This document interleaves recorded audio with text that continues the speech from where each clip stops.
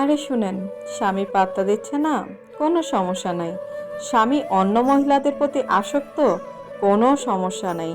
কেউ কোনো কথার দাম দেয় না, কাউকে পাশে পাচ্ছেন না, বাদ দিন না এইসব চিন্তা ভাবনা, ঝেড়ে ফেলুন মাথা থেকে।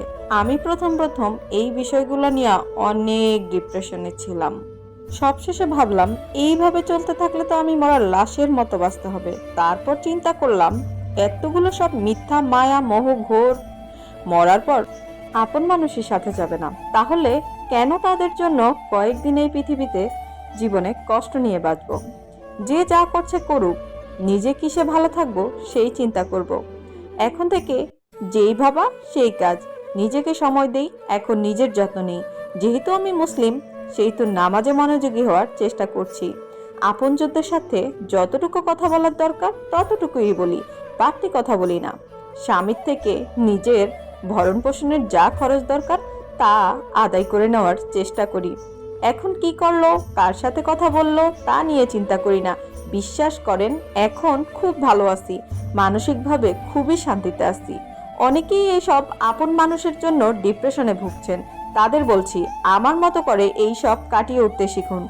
যখনই মনে আসবে আপনি খুব একা, কাউকে দরকার, ভালোবাসার দরকার, তখন একটা কথা ভাববেন, দুনিয়ায় একা আসছেন, একাই যেতে হবে। যাদের জন্য ভাবছেন তারা আপনার সাথে যাবে না।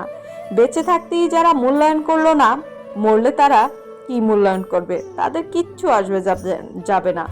নিজের মতো বাঁচুন, নতুন করে নতুন বছরটাকে উপভোগ করুন। একটা নতুন বছর আপনার জীবনে আসছে, একটা নতুন দিন আপনার জীবনে আসছে, এটাকে উপভোগ করুন। প্রত্যেকটা দিন আপনি আপনার মতো কাটান, ইনশাল্লাহ আপনি ভালো থাকতে পারবেন। আমার এই কথাগুলো আপনি মিলিয়ে দেখবেন, আর আমার এই কথাগুলোর সাথে কিছুটা হলেও নিজের লাইফটাকে চেঞ্জ করে দেখেন, অনেক ভালো লাগবে আশা করি। বিশ্বাস করেন ভাই, সারা দিন পয়রা পয়রা কানবেন, সারাটা দিন মন খারাপ করে থাকবেন। আপনার মনে হয় যে আপনার স্বামী অফিস থেকে এসে আপনার মন ভালো করবে, আপনাকে একটা সময় দিবে, আপনার সাথে একটা কোয়ালিটি টাইম কাটাবে, এইটা আপনি ভুলে যান। মাথা থেকে বর্তমানে এই চিন্তা ভাবনাগুলো ঝেড়ে ফেলে দেন। তার কারণ হচ্ছে তারা অফিস থেকে আসবে ঠিকই, আপনাকে সময় দিবে না, দিবে হচ্ছে মোবাইলের সময়।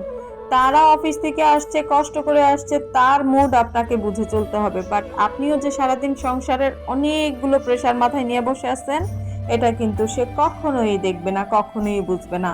কথার ডায়লগ একটাই থাকবে, তোমাদের আবার এত কিসের কাজ, মহিলাগো সারাদিন কিসের কাজ, ধান চালের কাম তো আর করো না, বাহিরে যায় দেখো টাকা ইনকাম করতে কত কষ্ট। সত্যি কথা বলতে, আপনি বাবার বাড়িতে যত বড়